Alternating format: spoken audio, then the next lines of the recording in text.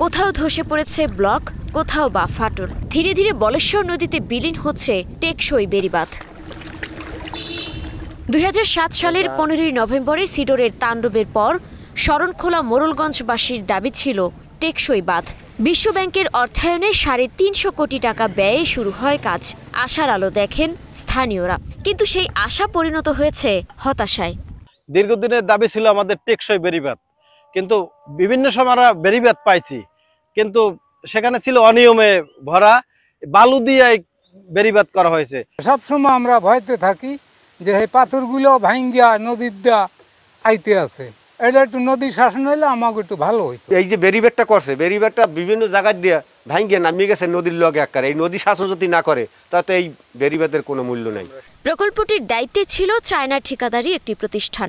২০২৩ সালে তারা কাজ হস্তান্তর করে চলে গেছে। নির্মাণের পর ২ বছরই বাঁধের এমন অবস্থা দেখে ক্ষুব্ধ স্থানীয়রা।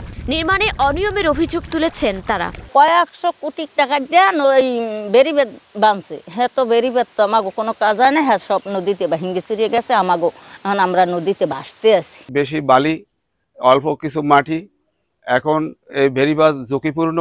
বিষয়টি নজরে এসেছে পানি উন্নয়ন বোর্ডেরও। বাঁধ মেরামতের আশ্বাস নির্বাহী প্রকৌশলীর। আমরা ইতিমধ্যেই পরিকল্পনা গ্রহণ করেছি, এর আলোকে একটি প্যাকেজের কাজ শুরু হয়েছে এবং আরও একটি লোকেশনে অধিক ভালনারেবল জায়গায় কাজ করার জন্য পরিকল্পনা কমিশনে একটি প্রকল্পের ওপর সভা হয়েছে। আশা করছি এটা অনুমোদন হলে এখানে একটি কাজ শুরু হবে।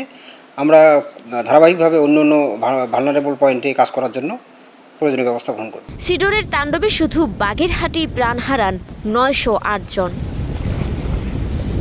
Desk report, Star news.